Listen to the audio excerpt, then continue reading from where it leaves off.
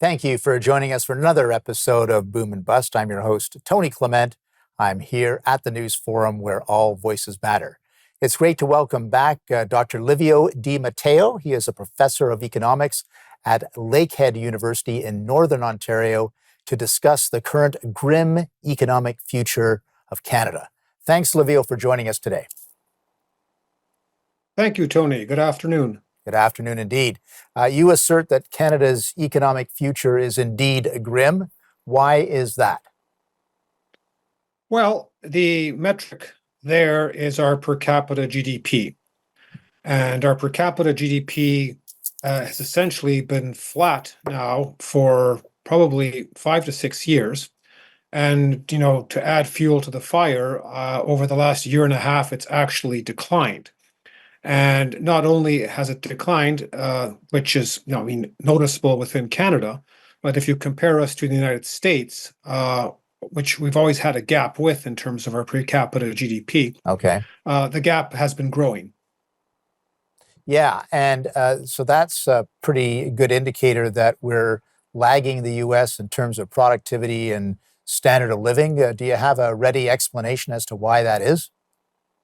Well, there's a number of reasons why that's been occurring. It's in some respects, it's been a long-term process. I mean, as a percentage of U.S. per capita GDP, we probably peaked in the early 1980s at about 90%. And since then, it's declined. And it seems to have declined in three phases. There was a decline from the early 80s till about the mid 90s. Then there was a plateau where we stayed at just under 80% of US per capita GDP up until about 2014 or so. And then since then, it's continued to decline and we've come down to 70%. Right. So the reasons for that, the key ones are first, our output, even though it's been growing, it is not growing as fast as our population. Our population actually has been growing relative to the US. And over the last year to a year and a half, our population growth has accelerated, which has essentially accentuated that drop in per capita GDP. If you're going to have population increase, which in many respects we require, given the demographics of Canada, given our low fertility rate and our aging population, you also have to accompany that with greater capital investment, greater Okay. business investment in plant, machinery, and equipment. And in that regards, we've been lagging on that. We have not been basically keeping up our end on that. Our per capita investment has essentially been flat, and it's well below that of the United States. Yeah, and just to focus on that per capita GDP versus GDP growth, because I think, in a sense, GDP growth in this country has been masking the per capita GDP decline. The fact is, when you add more people to a population, you're going to have more GDP growth because there's more people doing things, but it doesn't necessarily mean that each person is feeling, richer or has a better standard of living. No, essentially, for many people, I mean, you might not notice your standard of living is declining. It's a bit of a long-term phenomenon, so to speak.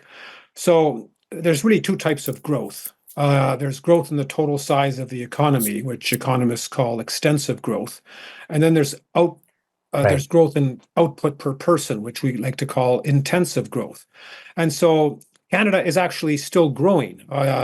Even this year, the most recent GDP numbers for 2023, despite the slowdown and everyone expecting a recession, it turns out that the real GDP of the economy is going to grow about 1 to 1.2% Right. by the time all the numbers are in for 2023. However, if your population is growing at 2% or 2.5%, which it is, that actually means the output per person is declining. And in the long term, that is a problem because it basically reflects a decline in our productivity. And as a result, people have less opportunity to buy the things that they want and that kind of thing. Well, in the long run, it's the standard of living argument. Right. And so even if we are like so many frogs in an economic pot and the water's getting hotter, we don't actually notice the problem. Eventually, we're going to wake up one morning and our real per capita GDP, as relative to the US, went from 90% to about 70%. Right. Right now, we are growing at about 1% a year. The Americans are growing at about 1.5 in terms of real per capita GDP. Got Give it. it another quarter century, and we'll be at 60%. We're So going we are to going to be a much poorer economy. leave it at that. We're going to take a brief break, sir, and we'll be back to you after these messages. Please stand by.